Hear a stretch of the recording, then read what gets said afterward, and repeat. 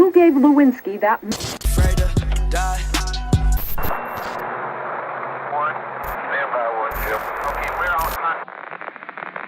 The next maneuver was...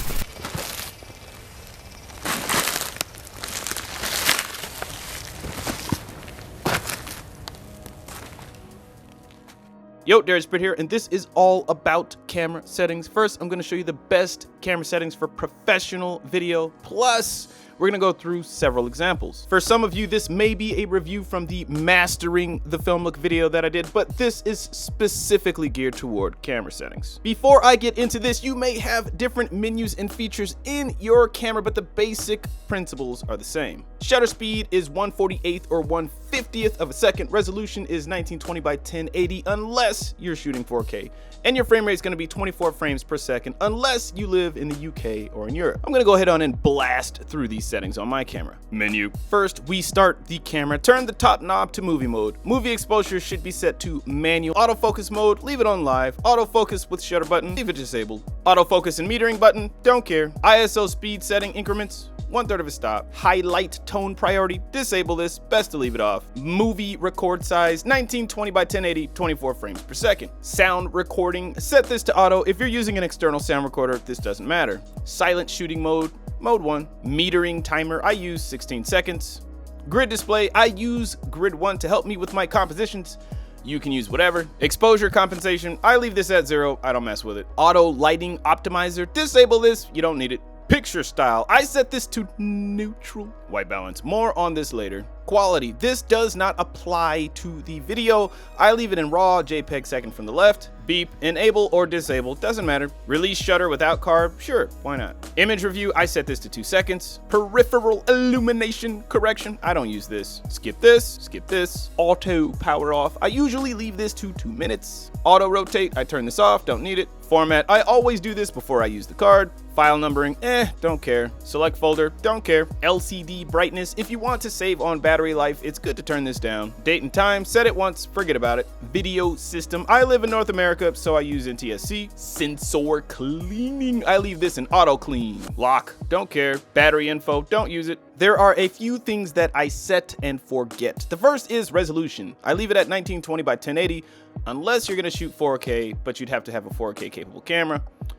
And frame rate, 24 frames per second. If you are in the UK or Europe, use 25 frames per second and 1/50th of a second for shutter. The second that I set is the shutter speed. Whatever your frame rate is, you double it. And since I don't have 1/48th of a second, I round up to 1/50th. If you're shooting at other frame rates, then here's what the conversion would look like. You can pause the screen and take notes if you need to.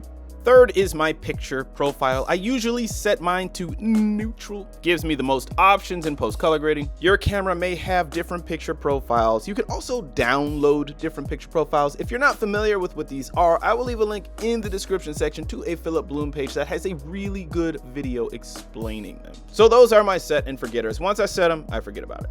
When you're outdoors, your ISO is usually going to be around 1 to 200 for most cameras. When you're indoors, this will be around 800 for most cameras, give or take. High ISOs give you a lot of grain for most cameras, so avoid them like the plague. Also, your camera may have what's called native ISOs. These are ISO settings that produce the cleanest image. For my Canon 60D, these are those settings. If you want to know what they are for your camera, just do a Google search. I will leave a link in the description section to a noise test so you can see the difference in noise between native and non-native ISOs. Your aperture determines how much light passes through the lens into the camera sensor. Unlike ISO, the aperture is clean, meaning no matter how much we adjust the aperture, we're not gonna introduce any digital noise. There is no best aperture, as this really depends on the type of look you're going for. Wider apertures give you a shallow depth of field, while smaller apertures give you a deep, broad depth of field. When you're shooting in daylight, it's tough to set to a larger aperture because everything is so bright. We can get around this by using a neutral density filter,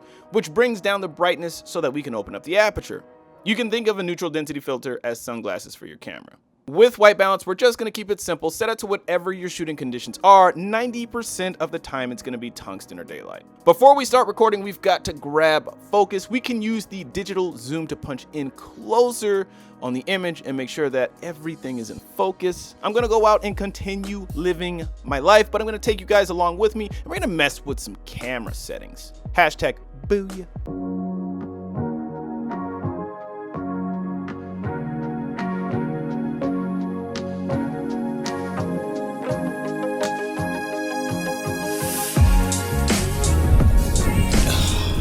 So right now we're at ISO 160 f/22. If you look at my background, we've got a lot of contrast going on. We've got some really, really bright highlights, and then we've got some really dark shadows.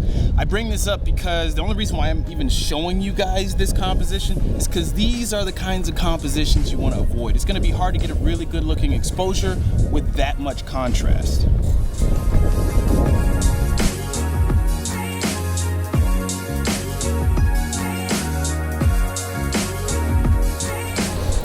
ISO 640 f-stop 4.5. If your subject is in the shade, it's better to put them against a shaded background, like so. Looks way better. Here's the difference.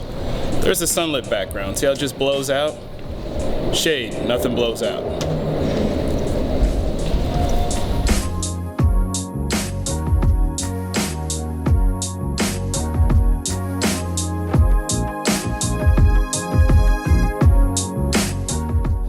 I'm at ISO 160, f-stop 16. Shooting at high noons can be tough because you can get some really weird shadows in the face, kind of like what you see on mine. No matter where I turn, shadows look a little funky.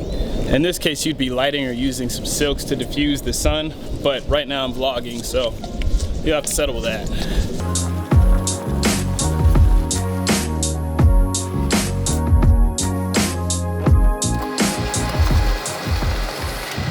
We gotta keep it down. We're at ISO 640 f2.8. People are studying, really.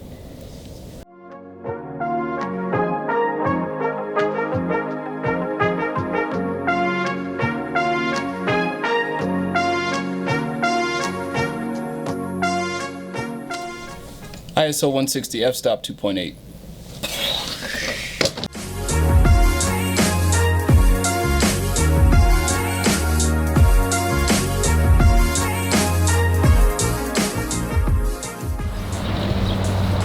Notice how as the sun goes down, the contrast is way more manageable and the light's softer. So we're officially in magic hour right now. The sun has just set. Notice the quality of the light. Everything is very soft. The sky is not as blown out. That's gonna get even better the further we get into magic hour. Right now, my ISO is at 320. My f-stop's at 4.0.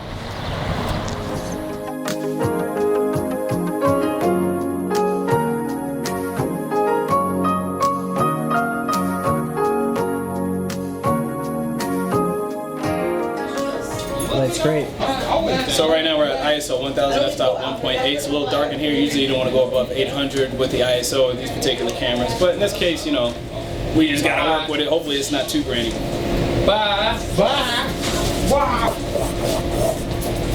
100. I have found that if all of this is new to you, the fastest and easiest way to learn camera settings is to vlog in manual mode. You'll get more hands-on camera time, and it forces you to adjust your camera settings constantly. You'll be surprised at how fast you can pick it up. As always, thank you for watching. If you'd like to know what gear I used, I will leave links in the description section. I also offer one-on-one video chat sessions where you can address your filmmaking or YouTube goals, questions, and concerns. I will leave a link in the description section where you can find more info on that as well. I hope you guys enjoyed the video. Deepered out. They would make a total of 6 stops on this traverse, collecting samples from large rocks,